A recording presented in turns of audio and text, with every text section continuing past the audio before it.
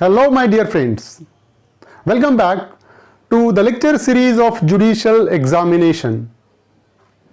So, from today, we will discuss the particular concept of Indian Evidence Act. In the previous lecture of Indian Evidence Act, we have discussed all the definitions. From today, we will start a section 6, that is the principle and the doctrine of res gestae.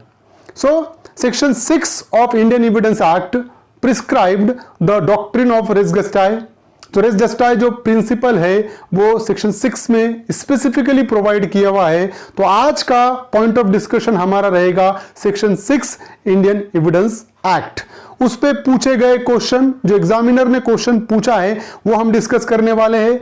साथ ही साथ ऐसे question जो examiner पूछ सकता है, probable question, वो भी हम डिस्कस करेंगे. तो पूरा कंसेप्ट विद एग्जांपल आज हम डिस्कस करने वाले हैं. So it is a very important topic as point of view of your examination.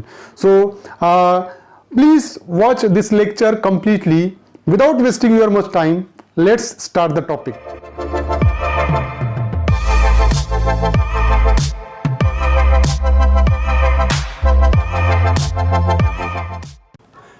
Doctrine of res gestae. So evidence may be given of fact in issue and relevant facts. Section 5. हम थोड़ा सा section 5 भी यहाँ पर discuss करने वाले हैं कि एविडेंस में be given only relating to existence or non existence of any fact in issue or relevant fact. तो कौन से फैक्ट रिलीवेंट हो गए सेक्शन 5 के हिसाब से? ऐसे फैक्ट्स जो फैक्ट इन इशू का एग्जिस्टेंस या नॉन एग्जिस्टेंस बताते हैं, रिलीवेंट हो गए. या ऐसे फैक्ट जो रिलीवेंट हो वो रिलीवेंट रहेंगे सेक्शन 5 के हिसाब से. So explanation is that this section shall not enable any person to give evidence of a fact which he is disentitled to prove by any provision of law for the time being in force relating to civil procedure. तो अगर कोई law ऐसा है कि जो provide नहीं करता है पर्सन को कुछ चीज़ प्रूव करने के लिए, तो यहाँ पर वो रिलीवेंट नहीं होंगे. अदरवाइज ऐसे फैक्ट जो फैक्ट इन इशू की तरफ इशारा करते हैं या रिलीवेंट फैक्ट की तरफ इशारा करते हैं, वो सब फैक्ट रिलीवेंट होंगे सेक्शन 5 के हिसाब से.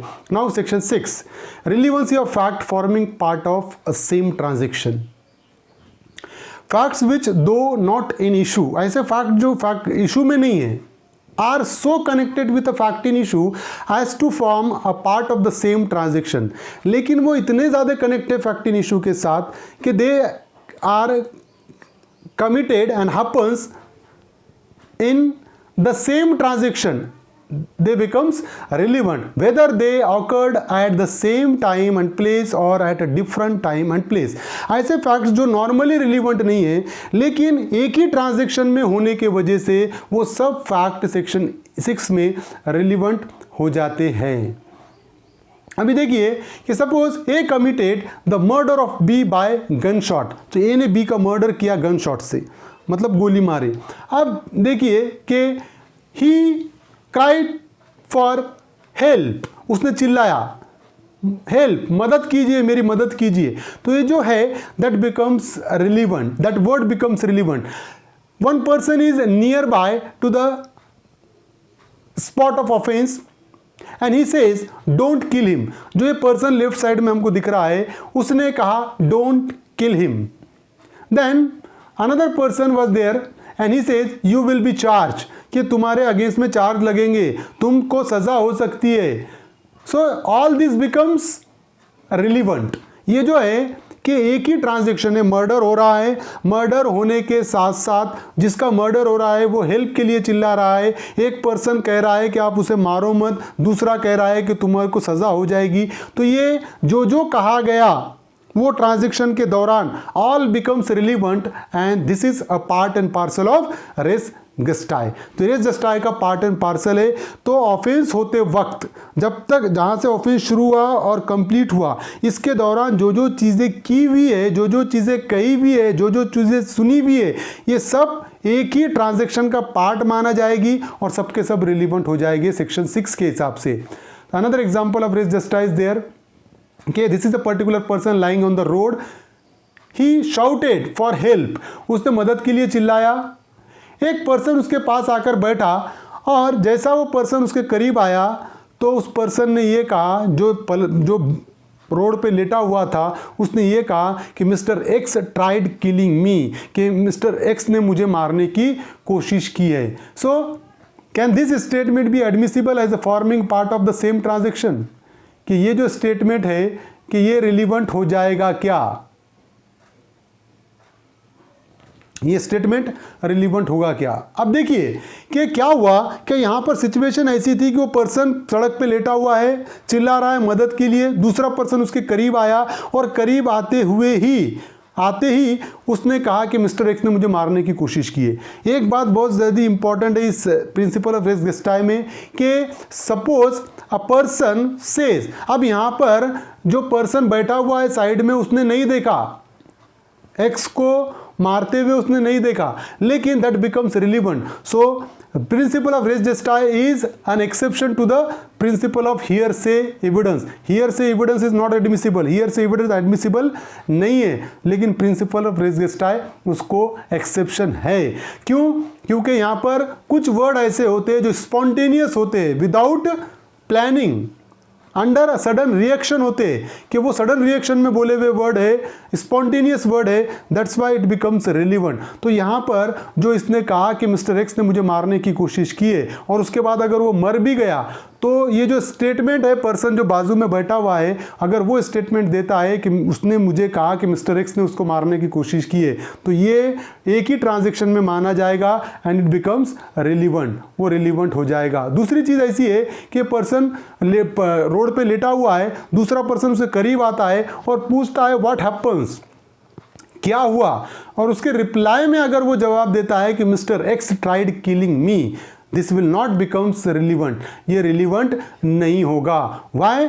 क्योंकि यहां पर जैसा कोई पर्सन इंटरवेन करता है, क्या हुआ, व्हाट हैपन्स, तो वो क्वेश्चन को रिस्पॉन्ड कर रहा है। और जब कभी भी कोई पर्सन क्वेश्चन को रिस्पॉन्ड करता है तो रिस्पॉन्ड करते वक्त उसके पास कुछ ऐड करने का चांस होता है, दैट्स व्हाई इट इज ये रिलीवेंट नहीं होगा सेक्शन 6 में as a part of res गेस्टाई।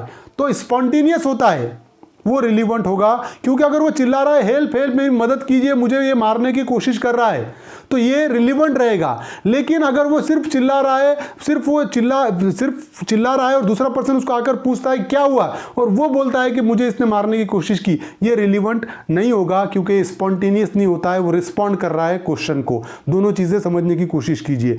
Now सुकर वर्सेस स्टेट ऑफ यूपी एक केस है जिसमें एग्जाम्पल दिए हुआ है कि यहाँ पर अक्यूज ने शॉट किया उसको,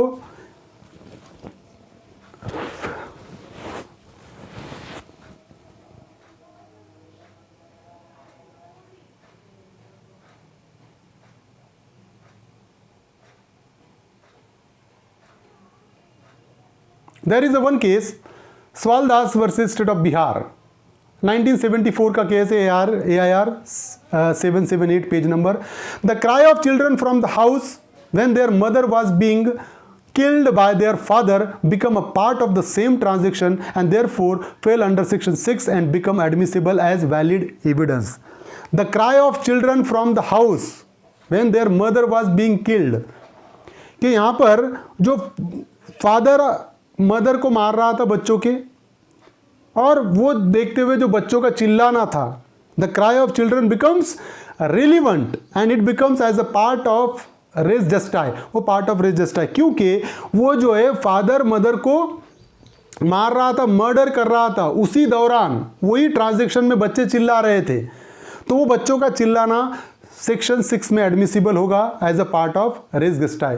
Bishnoi versus state of West Bengal, in this particular case where the two witnesses reached the place of occurrence immediately after the incident had taken place and found the dead body of Pran Krishna and injured Nepal in an unconscious state. तो यहाँ पर दो person का statement कि जो immediately आवाज़ सुनकर वहाँ पर पहुँचे अक्यूरेंस ऑफेंस की जगह पर, और उन्होंने वहाँ पर देखा कि प्रश्न कृष्णा की डेड बॉडी पड़ी हुई है और एक जो नेपाल है वो अनकॉन्शियस स्टेट में पड़ा हुआ है वहाँ पर इंजर्ड पोजीशन में। One of them found the mother of Pran Krishna and Nepal weeping and heard about the entire incident from an eyewitness and the role played by each of the appellant. तो यहाँ पर जो प्रण कृष्णा जिसकी death होगी उसकी mother थी, वो मदर ने उन दो विटनेसेस को पूरा किस्सा सुनाया कि वहाँ यहाँ पर क्या हुआ है.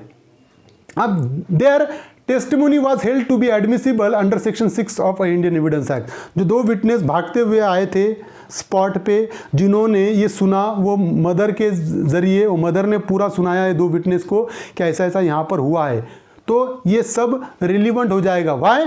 Because this is a part of the same transaction. वो एक ही ट्रांजेक्शन का पार्ट है, that's why it becomes relevant. तो वो रिलीवेंट हो जाता है सेक्शन 6 में. Sorry. Queen versus Abdullah. The gesture made by the victim who was dying that the accused had killed her came under the purview of the res judicae. यहाँ पर जो victim है वो मरते वक्त उसने बाय जेस्चर, इशारे से बताया कि उसको किसने मारा. That becomes relevant under section 8 as a part and parcel of res judicae. क्योंकि वो अंडर हीट ऑफ ऑफेंस था कि ये ट्रांजेक्शन में ही बोला गया कि उसका मर्डर हुआ और मरने के पहले उसने वो बताया इशारा करके, तो ये भी part and parcel of res gestae होगा. Shyam Nandan Singh versus state of Bihar. An FIR was lodged soon after the incident by a person who witnessed.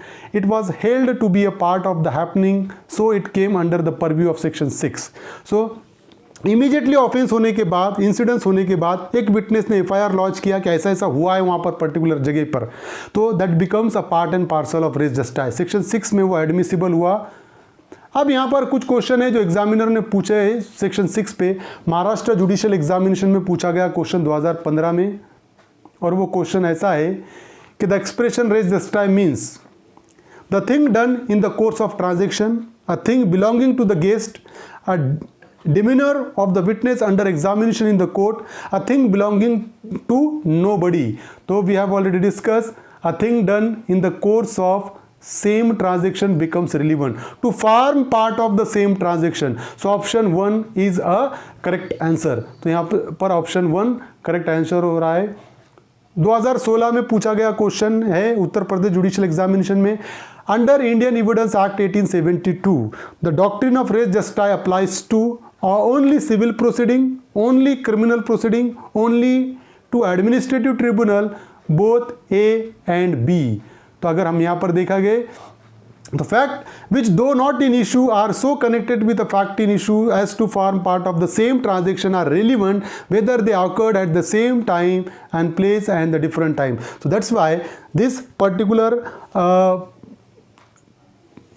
question, the option B is a correct answer. Only in a criminal proceeding is a correct answer.